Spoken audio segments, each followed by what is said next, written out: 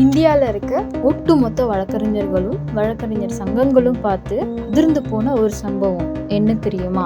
சமீபத்தில் ஆந்திர பிரதேஷ் ஹைகோர்ட்டில் நடந்த ஒரு இன்சிடெண்ட் இந்தியாவில் இருக்க ஒட்டுமொத்த லீகல் கம்யூனிட்டியும் பேசினாங்க. அது என்ன விஷயம்னு தெரியுமா? ஒரு வழக்கு விசாரணைக்காக ஆஜரான இளம் வழக்கறிஞர் 24 மணி நேர காவலில் அனுப்ப உத்தரவிட்டது ஆந்திர பிரதேசத்தோட உயர்நீதிமன்ற தலைமை நீதிபதியிடம் இது குறித்து நடவடிக்கை எடுக்கணும் அப்படின்னு சொல்லிட்டு இந்திய பார் கவுன்சிலும் ஒரு கடிதத்தை எழுதியிருக்காங்க.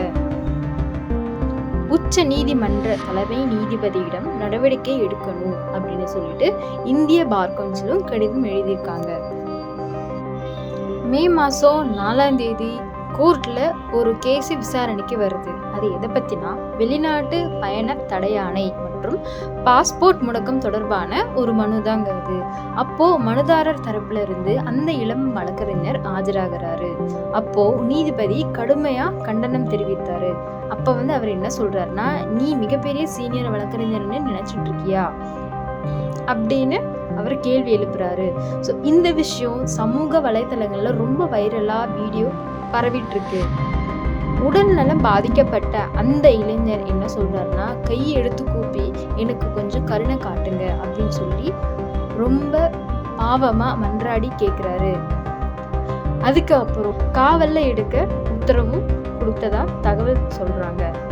இதுக்கப்புறம் இந்த விஷயம் தெரிஞ்ச ஆந்திரா உயர்நீதிமன்ற பார் அசோசியேஷன் என்ன பண்றாங்கன்னா, உடனே தலையிட்டு அந்த உத்தரவை திரும்ப பெறணும் அப்படின்னு சொல்லிட்டு கோரிக்கையை வைக்கிறாங்க. அது மட்டும் இல்லாம பார் கவுன்சில் ஆஃப் இந்தியாவுக்கு ஒரு கடிதமும் எழுதுறாங்க. அதுல என்ன சொல்லியிருக்காங்கன்னா, அந்த இளம் வழக்கறிஞரோட நடத்தையில எங்களுக்கு எந்த தப்பு இருக்கிற மாதிரி தெரியல அப்படின்னு தெளிவாகவும் சொல்லியிருக்காங்க.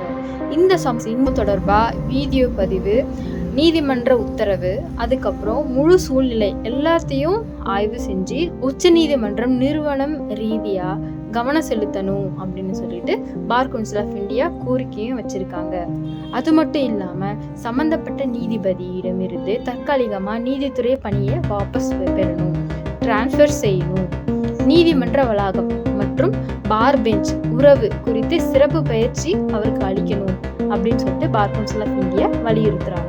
அது 6ஆம் தேதி அப்போ பார் கவுன்சில் ஆஃப் இந்தியா என்ன பண்றாங்கன்னா, இந்திய தலைமை நீதிபதி சூரியகாந்த் அவர்கள் கிட்ட ஒரு அவசர தலையீடு செய்யணும் அப்படின்னு சொல்லிட்டு ஒரு முக்கிய கடிதமும் அனுப்புறாங்க. இந்த விவகாரம் தொடர்பா பார் கவுன்சில் ஆஃப் இந்தியா தலைவர் மேனன் குமார் மிஸ்ரா மே 6ஆம் தேதி அவர் எழுதின கடிதத்தில் என்ன சொல்லியிருக்காருன்னா, இந்த மாதிரி சம்பவங்கள் இளம் வழக்கறிஞர்களோட மனதில் மிகப்பெரிய அச்சத்தை உருவாக்குது.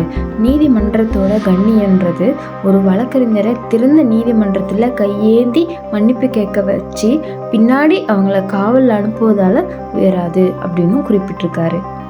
இதுதாங்க இந்திய வரலாற்றிலே இன்னொரு முக்கியமான சம்பவம். இந்த சம்பவத்தை பற்றி நீங்கள் என்ன நினைக்கிறீங்கன்னு நம்ம கமெண்ட் பாக்ஸில் சொல்லுங்கள். நன்றி.